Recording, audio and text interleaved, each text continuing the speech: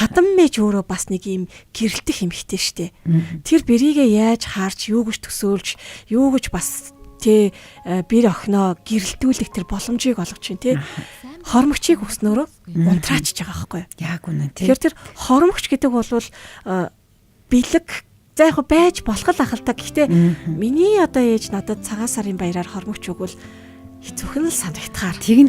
Тэгээд тэр бүр нөгөө нэг тэр жил бүр тусгай бэлэг бэлдээд гэдэг штэ тий. Тэгсэн чинь тусгай бэлгийн гол нь нэг газрын бүр нөгөө нэг зүгээр юм сурталчилгааны логотой хормогч гэдэг тий. Хэдүүлээ ийм ээж болохгүй шүү. Харин тийм ээж болмооргүй байна. Харин тий хэдүүлээ айгүй гоё.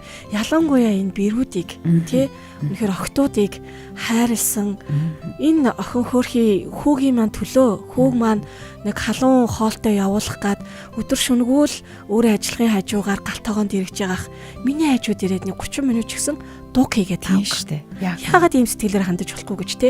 Эн чинь өөрөө миний гэрэл байгаад байгаа байхгүй.